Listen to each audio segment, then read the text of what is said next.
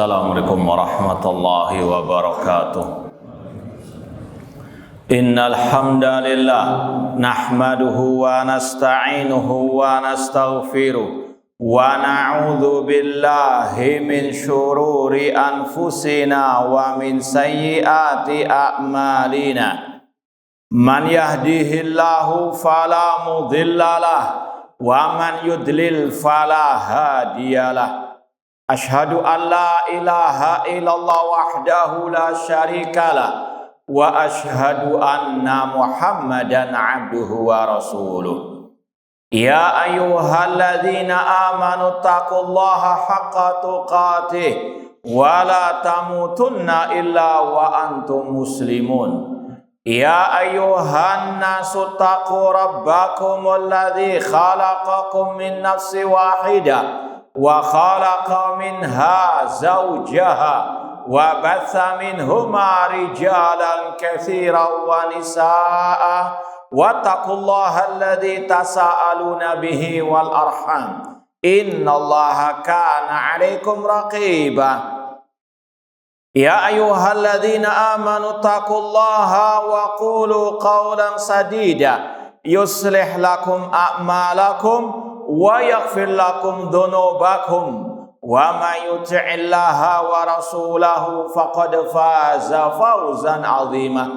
Amma ba'd, fa inna asaqal hadithi kitabullah wa khairal hadi hadyu Muhammadin sallallahu alaihi wasallam wa syarrul umuri muhdatsatuha wa kullu muhdatsatin bid'ah wa kullu bid'atin dhalalah wa kullu dhalalatin finnar. Ma'asal muslimin ikhwani fillah wa akhwati, bapak-bapak, ibu-ibu, saudara-saudari rahmani wa rahmakumullah. Alhamdulillah, segala puji bagi Allah Subhanahu wa taala yang mempertemukan kita kembali dalam kajian tafsir juz amma oleh Fadilatul Syekh Al-Allama Abdurrahman bin Nasir As-Sa'di rahimahullahu taala. Semoga Allah Subhanahu wa taala senantiasa menambahkan kepada kita ilmu yang bermanfaat dan al-amal as-saleh. Kita masih dalam pembahasan awal surat Ad-Duha. Allah Subhanahu wa taala berfirman, "Wad-duha wal-laili idza saja ma wadda'aka rabbuka wa ma qala." Demi waktu duha dan demi malam apabila telah gelap gulita, ma wadda'aka rabbuka wa ma qala, Rabbmu tidaklah meninggalkanmu dan tidak pula membencimu. Ini yang sudah kita lewati pada kesempatan yang lalu, 3 ayat dari surat Ad-Duha. Meskipun ayat yang ketiga tafsirnya belum kita baca secara keseluruhan, kita lanjutkan sekarang. Allah berfirman tadi, ma wadda'aka rabbuka wa ma qala. Ayat ini yang sudah kita sampaikan diturunkan ya karena ada sebab nuzulnya. Apa sebab nuzulnya yang kita sebut kemarin? Masih ingat enggak? Ya, apa yang diucapkan kaum musyrikin? Iya, sebab nuzulnya pernah suatu saat Rasul SAW tidak turun kepada beliau wahyu Allah Subhanahu wa taala beberapa saat, atau dalam riwayat beliau tertimpa sakit. Kemudian ada orang-orang musyrikin yang memperolok Nabi SAW mengatakan Rabbmu meninggalkanmu. Ini sekali lagi sebab nuzul surat Ad-Duha khususnya pada ayat yang ketiga. Dan sebab nuzul ini disampaikan oleh Imam Bukhari dan Muslim dalam sahihnya dan juga oleh Imam Tirmidzi dalam Sunan Tirmidzi. Itu sebab nuzul ma wadda'aka rabbuka wa ma qala. Allah pun menurunkan ayat ini untuk membantah statement kaum musyrikin. Rabbmu, yaitu Allah Subhanahu wa taala, tidak pernah meninggalkanmu, alias Allah senantiasa memperhatikan engkau Nabi Muhammad, dan tidak pernah Allah membencimu, bahkan sebaliknya Allah sangat mencintaimu. Bahkan kajian yang terakhir kemarin sudah kita sampaikan bahwasanya Allah menjadikan dua manusia terbaik di atas muka bumi sebagai kekasihnya. Ya, Al-Khalil, dua orang kekasih Allah ada dua, Nabi Ibrahim dan Nabi Muhammad SAW. Kalau tentang Nabi Ibrahim alaihissalam, Allah sebutkan dalam ayat wattakhadallahu Ibrahima khalilah, dan Allah menjadikan Nabi Ibrahim sebagai khalilnya, kekasihnya. Dan sudah kita bahas dalam segi bahasa Arab dan juga penjelasan para ulama, ada dua istilah dalam bahasa Arab yang maknanya dicintai, Al-Habib dan Al-Khalil. Cuma Al-Khalil tingkatannya lebih tinggi daripada Al-Habib. Makanya para ulama mengatakan tidak cukup Nabi Muhammad hanya digelari, disifati dengan Habibullah, yang dicintai oleh Allah. Namun lebih dari itu, beliau adalah Khalilullah. Al-Khulla lebih tinggi derajatnya daripada Al-Mahabbah. Dan Al-Khulla tadi ada dua, Nabi Ibrahim kekasih Allah dan Nabi Muhammad SAW. Adapun Nabi Muhammad sebagai kekasih Allah, ini tercantum dalam hadis yang sahih. Rasul mengatakan, Allah ittakhadani khalilan kama ittakhada Ibrahim khalilah. Allah menjadikan diriku sebagai Al-Khalil, kekasihnya, sebagaimana dia menjadikan Nabi Ibrahim sebagai Al-Khalil.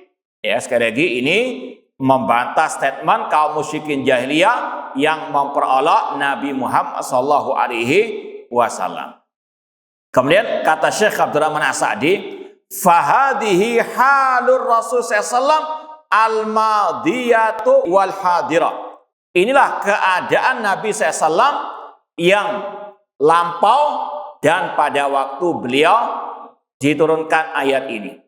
Bahwasanya Allah Subhanahu wa taala sangat amat memuliakan Nabi kita Muhammad SAW, sangat memperhatikan Nabi SAW, dan Allah senantiasa meninggikan derajat Nabi Muhammad SAW, dan Allah berikan berbagai macam bentuk keutamaan, keistimewaan, kekhususan dibanding yang lainnya. Dan sudah kita sampaikan pada kesempatan yang lalu hadis dalam Sahih Bukhari, Sahih Muslim tentang 5 keistimewaan Nabi Muhammad SAW. Ada yang ingat 5 keistimewaan Nabi Muhammad SAW yang tercantum dalam hadis Sahih Bukhari Muslim, ya, yang insya Allah tidak asing bagi antum, cuma tinggal ya mengulang saja. Nah, sebutkan 5 keistimewaan Nabi SAW. Atau mengantuk, apalagi habis hujan ini agak taib, perlu dipanasi sedikit. Tidak ada? Hah? Ya, nusirtu birru'bi masirata syahrin. Kata Rasul, aku diberikan pertolongan oleh Allah dengan menurunkan ketakutan kepada musuh-musuh Allah perjalanan 1 bulan. Yang kedua, dijadikan untukku tanah di atas muka bumi ini sebagai tempat untuk sujud dan suci. Fa ayyuma rajulin min ummati adrakatu shalah falyusalli. Di mana saja umatku mendapati waktu salat, hendaklah dia melaksanakan salat di mana saja dia berada. Yang ketiga, dihalalkan bagiku harta rampasan perang. Yang keempat, u'titu syafa'ah, diberikan kepadaku asyafaatul udhma. Ini sudah kita sampaikan, di waktu manusia dalam keadaan gundah gulana, dibangkitkan, dikumpulkan di padang mahsyar dalam keadaan telanjang bulat, tidak beralas kaki, matahari dekat dengan mereka. Mereka meminta kepada Nabi Adam agar Nabi Adam segera memohon kepada Allah agar diputuskan perkara mereka. Nabi Adam tidak sanggup. Kata Nabi Adam, itu Nuhan awal rasul. Datangilah Nabi Nuh. Beliau adalah rasul yang pertama. Nabi Nuh juga tidak sanggup. Sampai Nabi Ibrahim, Nabi Musa, Nabi Isa. Sampailah kepada Nabi kita Muhammad SAW. Kemudian beliau sujud di hadapan Allah. Allah mengatakan, irfa ra'sak. Angkat kepalamu, wahai Nabi Muhammad. Mintalah engkau akan diberi. Mohonlah syafaat, engkau akan diberikan asy-syafa'ah. Inilah yang dinamakan dengan asy-syafa'atul uzma, yang Allah istimewakan Nabi Muhammad SAW di atas semua para nabi, para rasul. Ya, dan sudah mungkin antum pelajari juga dalam kitab akidah, syafaat yang Allah berikan kepada para anbiya itu diantara hikmahnya untuk mengangkat derajat para nabi-nabi yang tadi Allah izinkan memberikan syafaat. Di antaranya tadi, semua nabi tidak sanggup, Nabi Muhammad SAW yang Allah berikan syafa'atu al-udhma. Dan ini yang dimaksud dalam hadis tadi, wa utitu asy-syafa'ah. Kemudian yang kelima apa? Kana nabiyyu yub'atsu ila qaumi khassatan wa bu'istu ila nasi jami'an. Dahulu para anbiya diutus kepada manusia yang dari kaumnya saja. Namun bu'istu ila nasi jami'an. Namun aku, kata Rasul, diutus kepada seluruh umat manusia. Makanya kata para ulama, kalau ada orang yang tidak mau mengikuti syariat Nabi Muhammad SAW, maka dia bukan dari umat al-Islam. Atau kalau mengatakan sudah tidak wajib mengikuti Nabi Muhammad, maka dia keluar dari al-Islam. Karena Nabi Muhammad diutus kepada semua manusia sampai akhir zaman, bahkan kepada al-jin. Nah, itu diantara keistimewaan Nabi Muhammad SAW, dan masih banyak yang lainnya. Kemudian kata Asy-Syaikh, akmalu halin wa atammuha. Nabi SAW diberikan oleh Allah keadaan yang paling sempurna. Mahabbatullah lahu wa istimraruha wa tarqiyatu fi darajatil kamal wa dawamu i'tina illahi bihi. Dan Allah senantiasa mencintai Nabi Muhammad SAW dan selalu meninggikan derajat Nabi kita Muhammad SAW.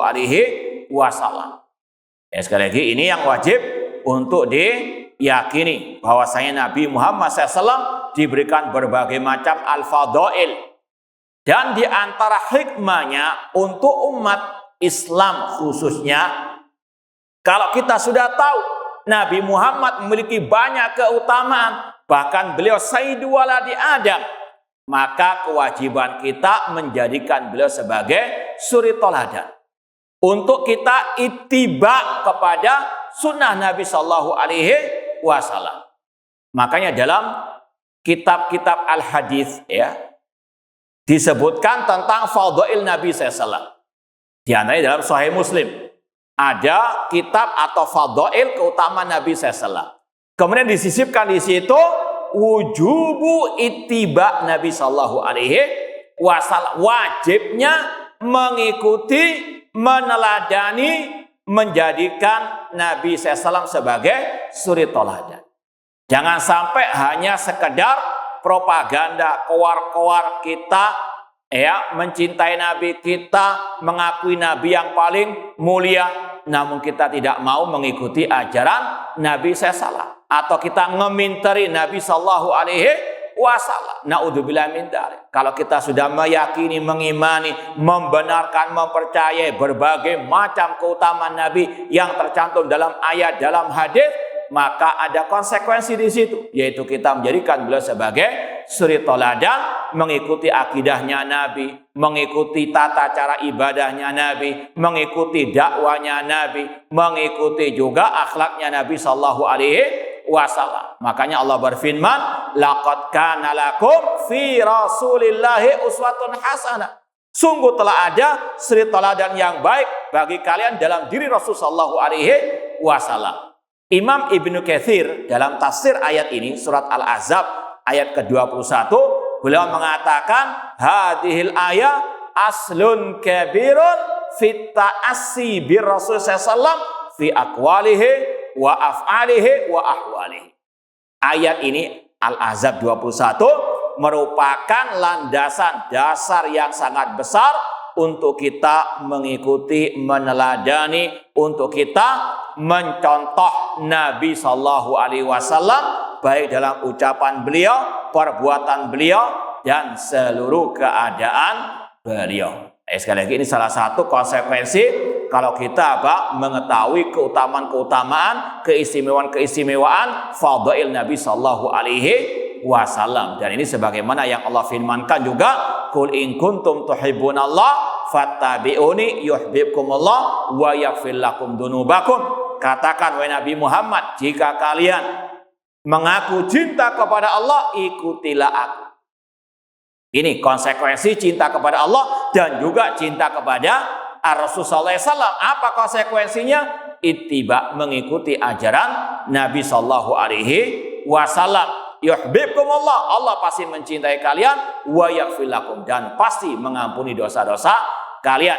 Kata ulama tafsir, ayat ini dinamakan ayatul imtihan, ayat ujian, untuk mengetes, menguji siapa yang mengaku cinta kepada Allah. Ujiannya ini, apakah mengikuti Nabi ataukah tidak. Kalau dia mengaku cinta kepada Allah, mengaku cinta kepada Nabi, namun kalau dia tidak mengikuti ajaran Nabi SAW, itu cinta yang dusta, cinta yang palsu.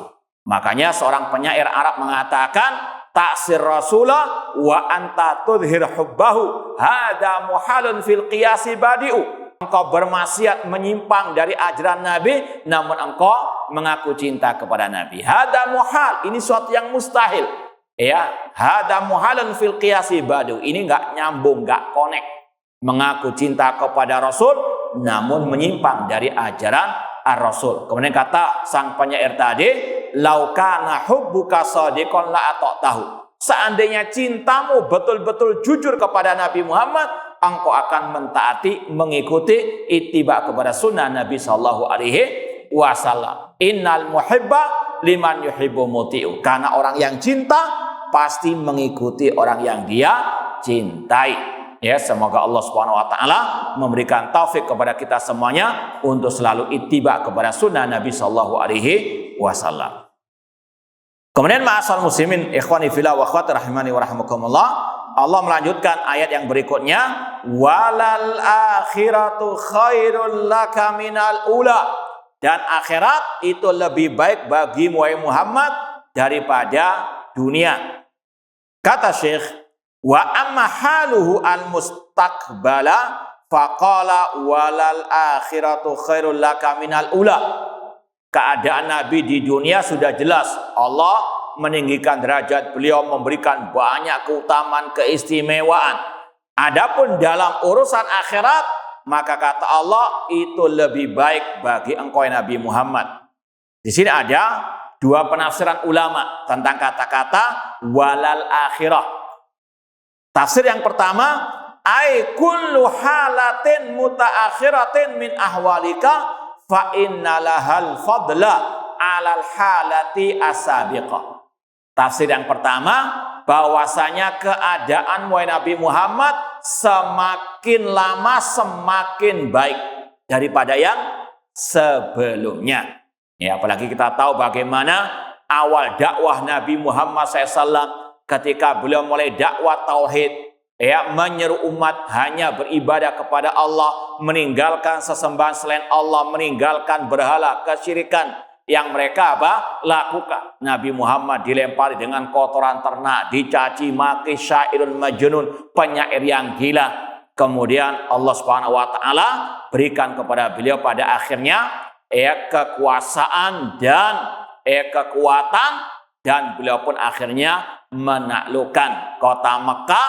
Rasul menyingkirkan segala bentuk berhala, sesembahan selain Allah Subhanahu wa taala. Sampai beliau meninggal dunia, Islam menyebar kemana-mana. Ini semakin lama keadaan Nabi SAW itu semakin baik. Ini makna dari walal akhiratu khairun laka minal ula. Keadaanmu Nabi Muhammad yang terakhir itu lebih baik daripada yang pertama. Itu tafsir yang pertama. Tafsir yang kedua, maksud walal akhirah yaitu keistimewaan Nabi Muhammad di akhirat itu lebih baik daripada keistimewaan yang Allah berikan ketika di dunia.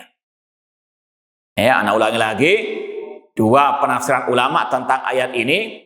Yang pertama yang disebutkan oleh Syekh Abdurrahman As-Sa'di, bahwasanya keadaanmu yang terakhir, wahai Muhammad, lebih baik daripada yang pertama. Inna fatahna laka fatahan mubina.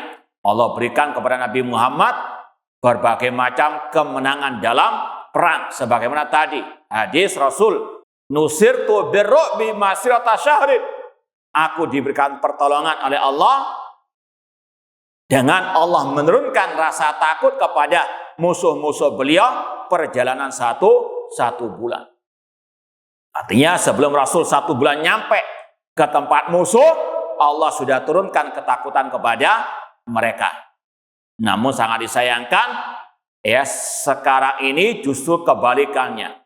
Umat Islam yang takut kepada musuh-musuh Allah dan Rasulnya, musuh-musuh al-Islam. Dan Allah cabut ketakutan orang-orang kafir terhadap kaum muslimin. Seperti yang Rasul sabdakan dalam hadis riwayat Imam Tirmidzi. Kata Rasul SAW, yushiku anta da'alaikumul umam kama tadal aklatu ila qas'atiha.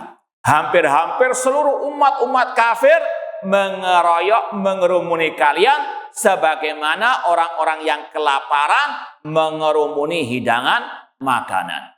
Para sahabat bertanya, amin qillatin nahnu yauma idin ya Rasulullah. Apakah kita minoritas, jumlah kita sedikit ya Rasulullah? Kata Rasul, bal antum yauma idin katsir. Bahkan kalian jumlahnya banyak, bahkan mungkin mayoritas. Walakinnakum ghutha ka ghutha'is sel. Namun kalian seperti buih yang diombang-ambingkan oleh air bah. Mayoritas jumlahnya banyak, kuantitasnya banyak, namun seperti buih yang diombang-ambingkan oleh air bah, enggak ada kualitasnya. Kemudian kata Rasul, wala yantazi'anallah min suduri aduwikum al-mahabata minkum. Dan Allah akan mencabut rasa takut musuh-musuh kalian dari dada-dada mereka terhadap kalian. Laqad shadaqa Rasul sallallahu alaihi wasallam. Sungguh benar sabda Rasul sallallahu alaihi wasallam. Ini kata para ulama, apa sebabnya? Karena tadi mereka sudah tidak ittiba kepada sunnah Nabi sallallahu alaihi wasallam. Mereka sudah banyak menyimpang dari ajaran Nabi SAW, baik dalam akidah, ibadah, metode dakwah, akhlak, dan sebagainya. Makanya Allah berjanji, intasrullaha yansurku wa tsabbit aqdamakum. Jika kalian menolong Allah, alias menolong agama Allah, menolong tauhid Allah, menolong sunnah Rasul, Allah pasti menolong kalian. Dan Rasul juga mengatakan, sallallahu alaikum dullan la yazi'u hatta tarju ila dinikum. Allah akan menimpakan kehinaan atas kalian dan tidak akan Allah cabut sampai kalian kembali kepada agama kalian, yaitu kepada sunnah Rasulullah SAW, ajaran Rasulullah SAW. Maka tadi Rasul telah banyak diberikan kemenangan dalam peperangan. Namun sekarang kenapa kok umat Islam terus kalah? Karena tadi mereka tidak mau kembali kepada ajaran Rasul ataupun para sahabat Rasul sallallahu alaihi wasallam. Kemudian ikhwani fillah wa akhwati rahimani wa rahimakumullah, falam yazal sallallahu alaihi wasallam yas'ad fi darajatil ma'ali. Ini tafsir yang pertama tadi, senantiasa Rasul semakin lama semakin hari semakin tinggi derajatnya di sisi Allah Subhanahu wa taala. Wa yumakkinallahu lahu dinahu. Dan semakin Allah kokohkan agama Allah Subhanahu wa taala yang dibawa oleh Nabi sallallahu alaihi wasallam. Wa yansurahu ala adaihi, dan Allah menolong Rasul SAW atas musuh-musuhnya. Sekali lagi, Allah telah menurunkan janjinya kepada Rasul SAW karena Rasul SAW telah melaksanakan apa yang diperintahkan oleh Allah Subhanahu wa taala. Maka kalau sekali lagi umat Islam mau kemenangan sebagaimana yang diberikan oleh Allah kemenangan tersebut, maka tidak ada jalan lain kecuali mengikuti kembali kepada ajaran Islam ala Rasulullah SAW.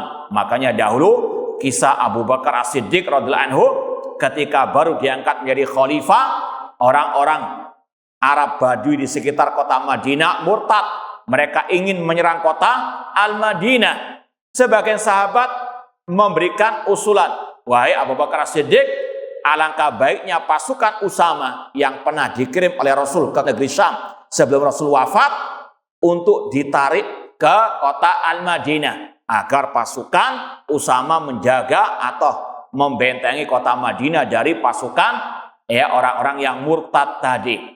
Namun apa kata Abu Bakar As-Siddiq? Dengan kepercayaannya terhadap ittiba'us sunnah. Beliau mengatakan, demi Allah yang jiwaku ada di tangannya, seandainya anjing-anjing itu mengerumuni kaki-kaki para istri-istri Rasul SAW, aku tidak akan memulangkan pasukan yang diutus oleh Rasul, dan aku tidak akan menurunkan bendera yang dikibarkan oleh Rasul. Ittiba sunnah Rasul meskipun dalam keadaan yang segenting-gentingnya.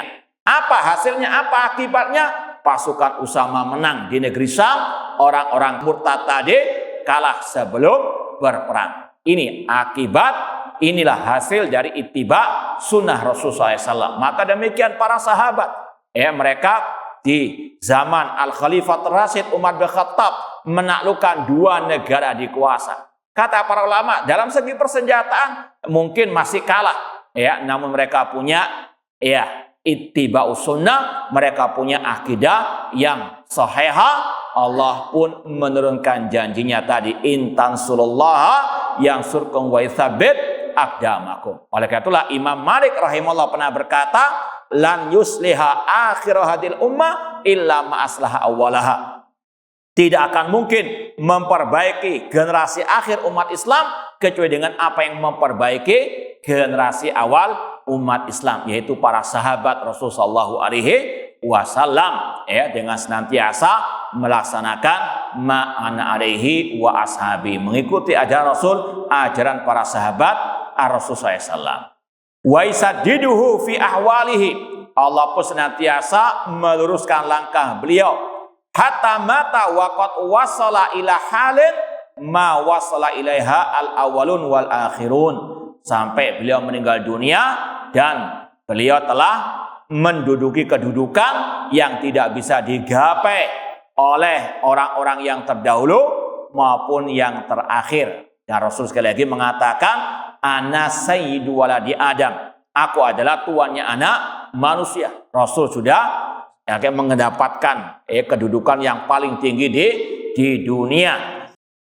Minal fadhail wan ni'am wa qurratul ain wa suril qalb. Beliau mendapatkan banyak keutamaan, kenikmatan, penyejuk hati, dan kesenangan hati. Ini di dunia.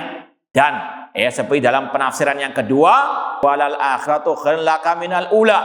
Dan Allah memberikan keutamaan di akhirat lebih daripada di dunia. Di antaranya Rasul diberikan oleh Allah tadi asy-syafa'atu al-udhma. Rasul diberikan al-haud, telaga yang lebih manis daripada madu, ahla minal asal, wa atyab minal misk, dan lebih wangi daripada minyak kasturi, aniyatu adadun nujumis sama, bejarannya sebanyak bintang-bintang di langit. Demikian pula Rasul Allah berikan sungai di surga. Inna a'toina kal kautsar.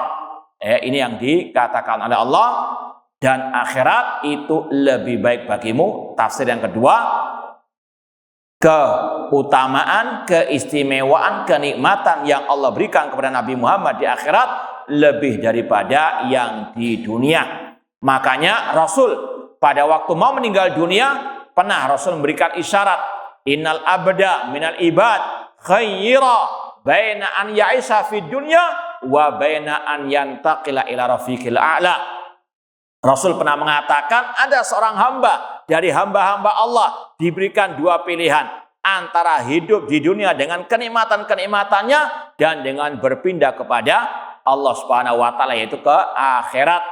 Abu Bakar As-Siddiq ketika mendengarkan sabda Rasul tersebut, beliau menangis. Karena beliau tahu itu isyarat bahwasanya beliau akan dipanggil oleh Allah Subhanahu wa taala. Intinya di situ walal akhiratu khairul laka minal ula. Rasul tahu di akhirat itu lebih baik daripada di dunia. Ayat yang kelima, Allah berfirman, wala saufa yu'tika rabbuka fatardha. Dan Allah Rabbmu akan memberikan kepadamu hingga engkau ridha. Kata Syekh, "Tsumma ba'da hada la tas'al an hali fil akhirah min tafasilil ikram wa anwa'il in'am." Seperti dalam ayat tadi, kemudian jangan tanya lagi bagaimana keadaan keistimewaan Nabi Muhammad di akhirat. Allah luar biasa memuliakan Nabi Muhammad sallallahu alaihi wasallam. Di antaranya tadi Allah berikan Al-Kautsar. Dan dari sini kita tahu Nabi Muhammad dijamin masuk surga.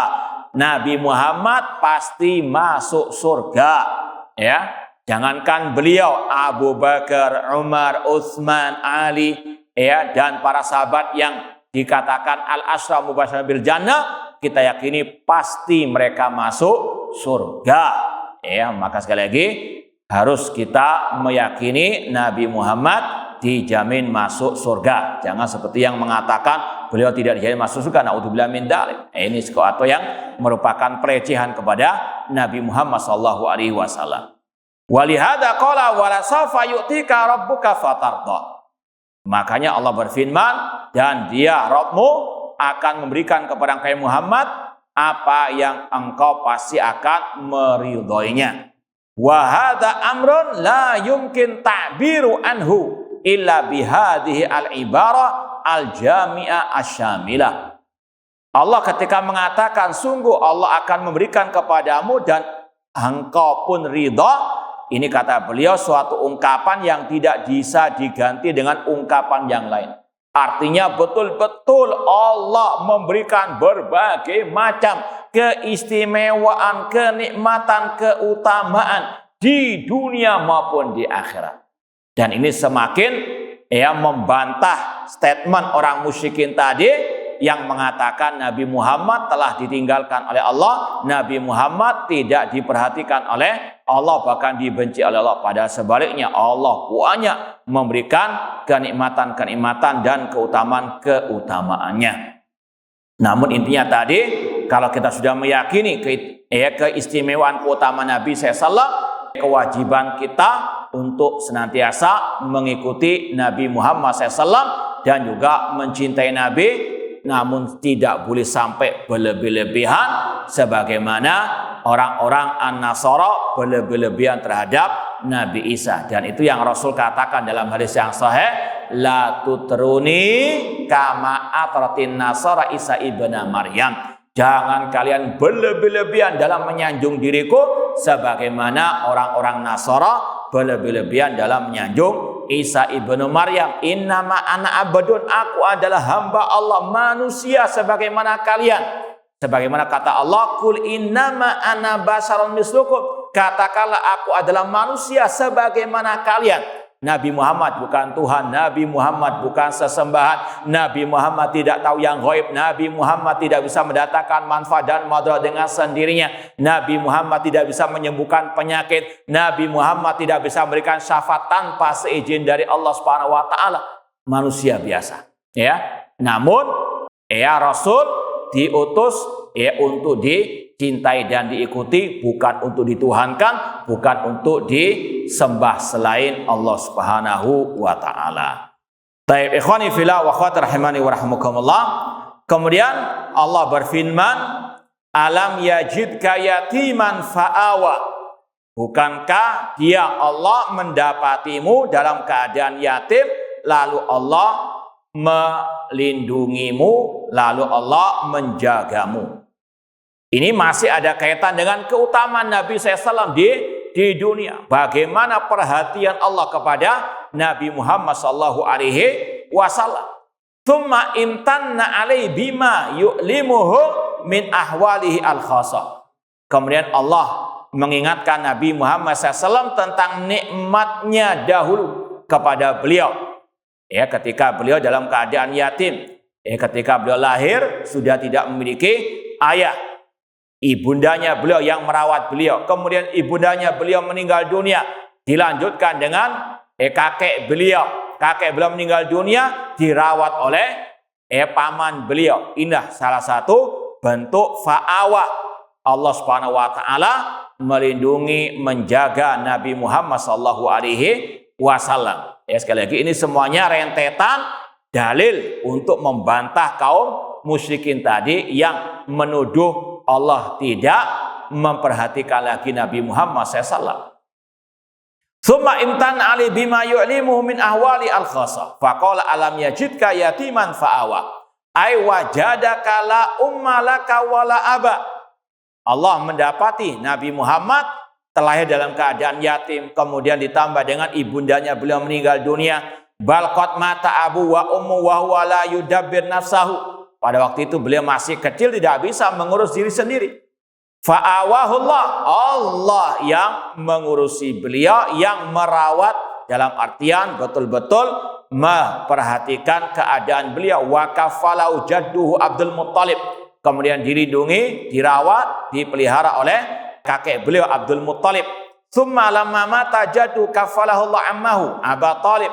Kemudian setelah kakek beliau meninggal dunia, dirawat beliau oleh paman beliau Abu Talib. Hatta ayyadahullah binasrihi wa bil mu'minin. Sampai Allah pun menurunkan pertolongan dan kemenangan kepada beliau. Wallahu ta'ala alam. Kurang lebihnya mohon maaf.